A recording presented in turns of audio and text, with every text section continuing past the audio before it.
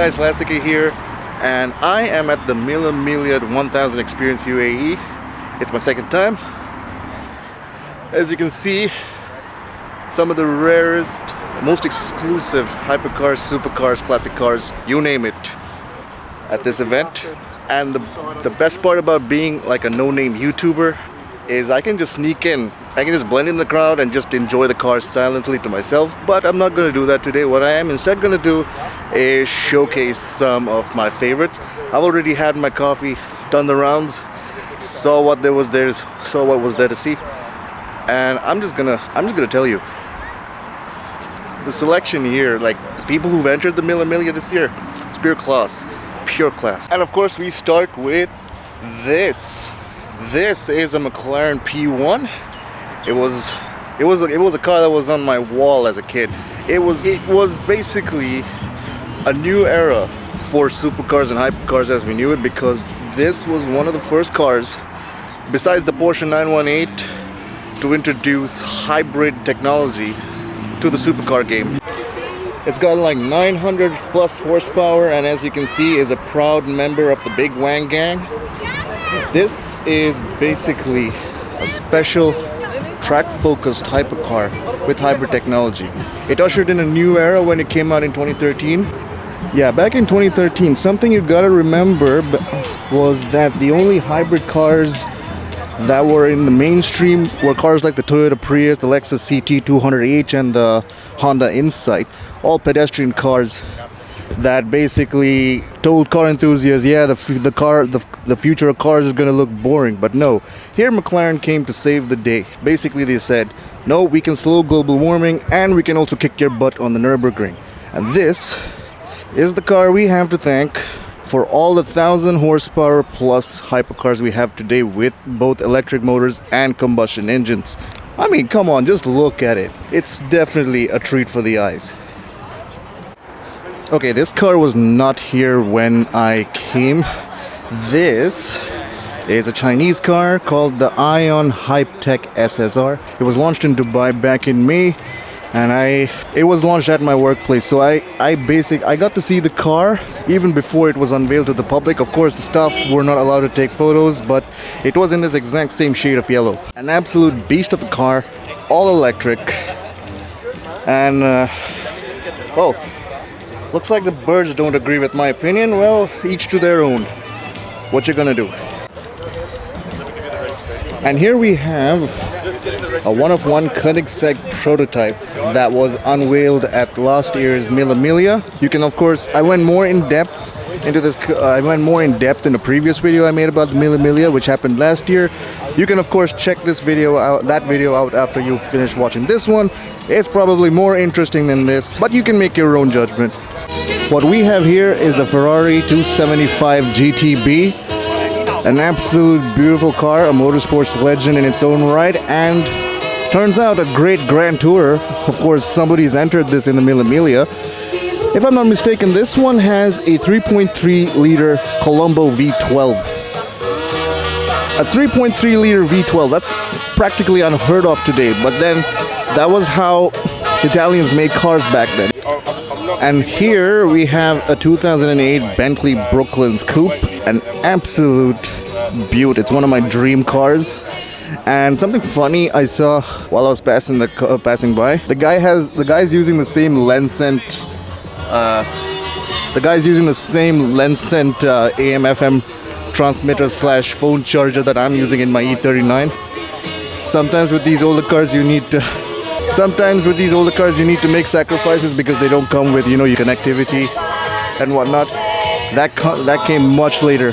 And this one right here, an Aston Martin Rapide. This is a car most people would walk by without a second glance, but really, it's a special car. It was very, very limited.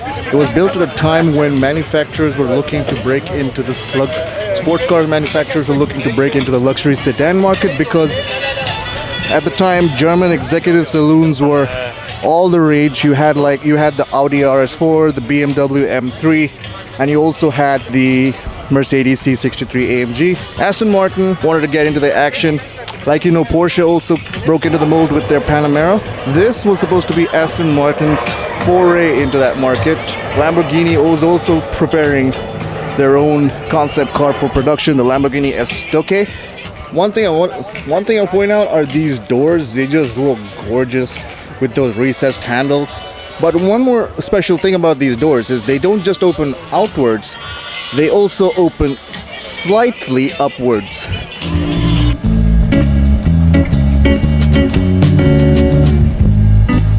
Okay, I just chanced upon this very interesting and oddball entry into the Mille Miglia Experience UAE.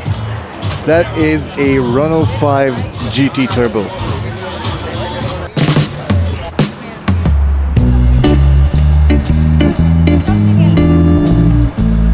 Now this is something special. A Bugatti Type 35, or is it a replica? I don't know. It seems really authentic. It's got the hand crank. It's got the Jäger Kultur gauges, as you can see here. If it's a replica, which I really doubt it is, it's a really well done. It's really well done.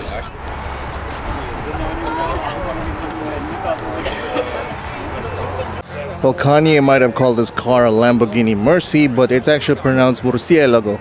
Murcielago. Doesn't have quite the same ring as Mercy though, does it? But you can't deny, man, that is one awesome looking car. What we have here is something pretty special.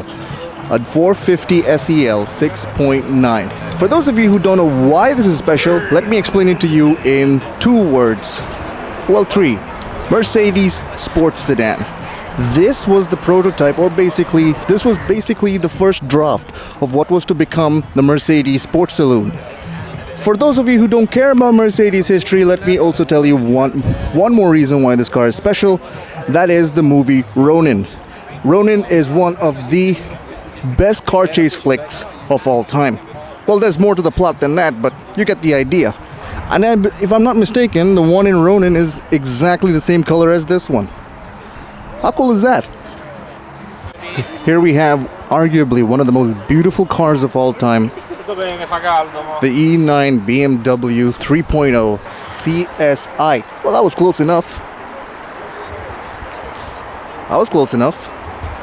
Doesn't stop it from being such a beautiful car though. There's another one. And there's another one. 3 in one place. How cool is that? Now this here is a Bentley 4.5 liter, otherwise known as the blower Bentley, because it had a supercharger. This was one of the first sports cars to have a supercharger outside of the Mercedes-Benz compressors of the era. And this is a pretty interesting car. Especially looking at that wood grain dash. And if you notice, you could actually adjust the fuel mixture yourself. Nowadays computers do that, but back in like the 1930s and 1920s, the drivers had to mix the fuel themselves. For example, you need to make the mixture a little bit rich in order to start the car on a cold day, and run it a little bit lean so that you don't flood the engine or just use up all your petrol.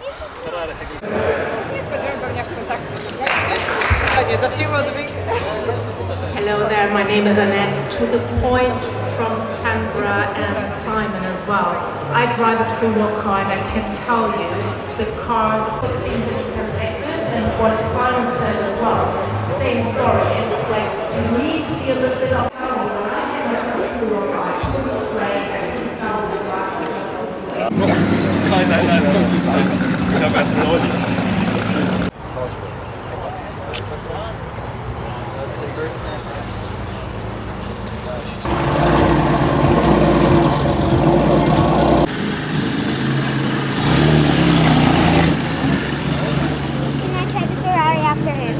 Alright guys, that's it for the video. As you can see here, crazy lineup of cars. Hundreds of the rarest, most collectible, most exclusive cars the world has ever seen. I don't think I can. I don't think a 1 hour long video is gonna cover all of them. So if you enjoyed the video, you guys know what to do. Like, subscribe, and hope you have a lovely week ahead of you.